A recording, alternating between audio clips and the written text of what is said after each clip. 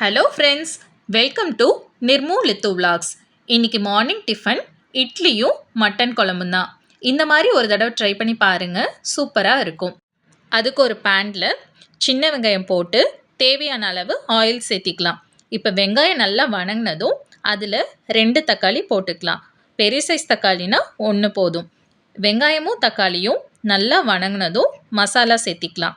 அதுக்கு 1/2 டீஸ்பூன் மஞ்சள் தூள், 2 டீஸ்பூன் மல்லித்தூள், 1 டீஸ்பூன் கரம் மசாலா, அப்புறம் காரத்துக்கு ஏற்ற மாதிரி மட்டன் மசாலா சேர்த்துக்கலாம். இது கூடவே 1 டீஸ்பூன் சோம்பும் கொஞ்சம் கசகசா சேர்த்திக்கலாம். இப்போ இதை நல்லா 2 நிமிஷம் கலந்து விட்டுட்டு ஆற வச்சுருங்க. அது ஆறட்டும். இப்போ ஒரு குக்கரில் 4 டேபிள் ஸ்பூன் ஆயில் சேர்த்துட்டு 2 பட்டை, 2 ஏலக்காய், 5 கிராம்பு, 2 பிரியாணி இலை போட்டுட்டு 1 டேபிள் ஸ்பூன் இஞ்சி பூண்டு விழுது சேர்த்துக்கலாம்.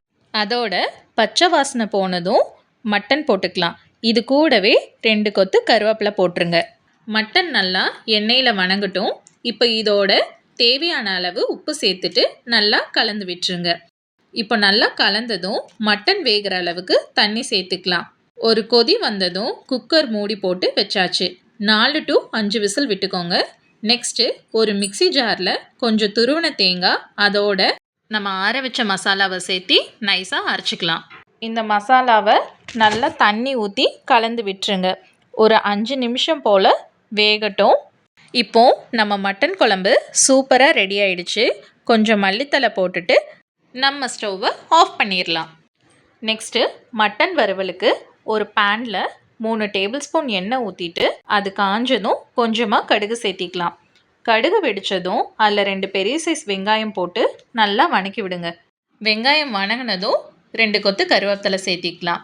நான் இன்றைக்கி காஞ்ச மிளகாய் தான் போட்டிருக்கேன். உங்களுக்கு வேணும்னா பச்சை மிளகாய் கூட போட்டுக்கோங்க, டேஸ்ட்டு நல்லா தான் இருக்கும்.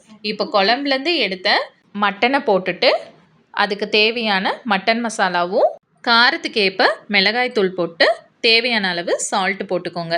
இப்போ இது நல்லா ஒரு 2 நிமிஷம் நல்லா வேக விடுங்க. மசாலா பச்சை வாசனை போகட்டும். இப்போது சூப்பராக ரெடி ஆயிடுச்சு. இது கூட கொஞ்சம் மல்லித்தலையும் ஸ்லைஸாக கட் பண்ணி வச்ச தேங்காவை சேர்த்து ஒரு தடவை நல்லா கலந்து விட்டுட்டு நம்ம ஸ்டவ்வை ஆஃப் பண்ணிடலாம். நம்மளோட சூப்பரான மட்டன் வறுவல் ரெடி ஆயிடுச்சு. நேற்றே மாவாட்டி வச்சுட்டேன். மட்டன் குழம்புக்கு இன்றைக்கி நான் இட்லி தான் பண்ணியிருக்கேன். ஒயிட் ரைஸ், சப்பாத்தி, தோசை இதுக்கு எல்லாத்துக்குமே இந்த குழம்பு அட்டகாசமாக இருக்கும். நீங்களும் இந்த ரெசிபியை ட்ரை பண்ணி பாருங்கள். நாளைக்கு இன்னொரு வீடியோவில் பார்க்கலாம். இந்த வீடியோ உங்களுக்கு பிடிச்சிருந்தா மறக்காமல் நம்ம சேனலை சப்ஸ்கிரைப் பண்ணுங்கள். Bye friends.